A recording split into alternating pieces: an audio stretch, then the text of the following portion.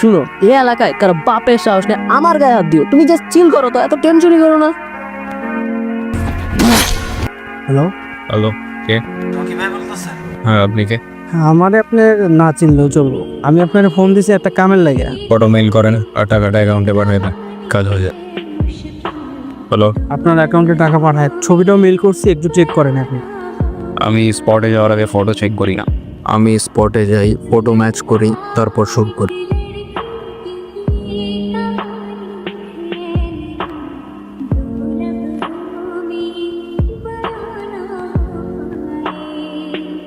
Rocky Rocky Rocky, এটা তোর profession, এটা তোরে খাওয়া, এটা তোরে পড়ায়। ইমোশন থেকে বেরো, তুই ইমোশন থেকে বেরো। Just shooter, I am telling you, just shooter Rocky. Ramraj সিংকে দিয়ে দিবে।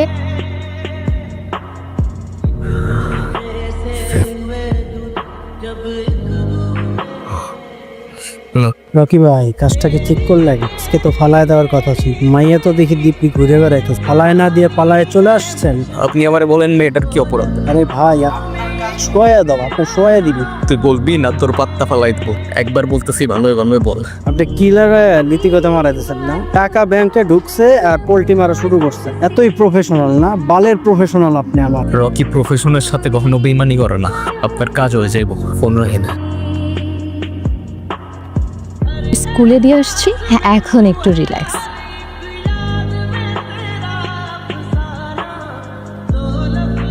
Rocky Rocky, be professional. তুমি তোমার প্রফেশনের সাথে বেইমানি করতে পারো না।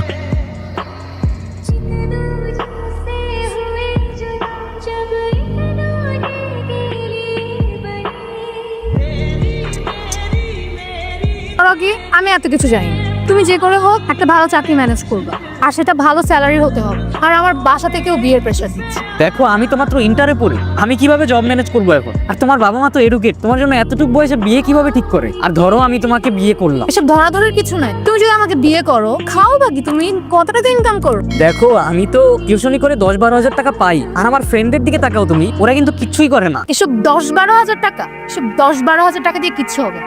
আর আমার বাবা মা যার সাথে বিয়ে ঠিক করছে, সে 1 লাখ টাকার উপরে স্যালারি। তার স্যালারি তো বেশি হবেই, তার এইজটা দেখো তুমি। আর আমার এইজটা কত? আমি মাত্র ইন্টারে পড়ি, আমার তো বয়সটা এত হয়নি এখন। সে বয়সটা কেউ দেখে না রকি, তুমি কত টাকা ইনকাম করো সেইটা বলো।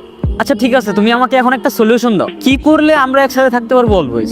তুমি যদি একটা চাকরি ম্যানেজ করতে পারো অ্যাটলিস্ট 40 থেকে 50 হাজার টাকার, তাহলে হয়তো আমরা একসাথে থাকতে পারবো। আর না হলে? না হলে নাই। আর আমি তো জানি তুমি আমার ব্যাপারে কতটা আমার তো একটা ক্যারিয়ার আছে, লাইফে চাওয়া পাওয়া আছে, হ্যাঁ এগুলো তো তুমি বুঝবা। কিন্তু আমি তো তোমাকে ভালোবাসি। এসব ভালোবাসা দিয়ে কিচ্ছু হয় না। কিন্তু তুমি চলে গেলে আমি থাকবো কি নিয়ে? তুমি তো জানো আমার ফ্যামিলি বলতেও কিচ্ছু নাই। তো এটা কি আমার দোষ? এখানে আমি কি করছি? শোনো, তোমার এত চেষ্টা মেষ্টা কিচ্ছু করতে হবে না। আমার বাবা মা আমার জন্য যার সাথে বিয়ে ঠিক করছে, আমি তাকেই বিয়ে করবো। তাহলে কি আমাদের আর কোনোদিন দেখা হবে না? দেখা তো দূরের কথা, আজকের পর থেকে তোমার সাথে আমার আর কখনো কথাই হবে না। ভালো দিন। যার খুশিতে আমাদের মন ভালো হয়ে যায়, আমাদের মন খারাপটাও ঠিক তাকে ঘিরেই হয়। আপনি কি বাসায় নাকি ভাবি? না না, আমি হচ্ছে ওর স্কুল ছুটি হবে তো, তাই পাশের রাস্তায় ওর জন্য ওয়েট করতেছি।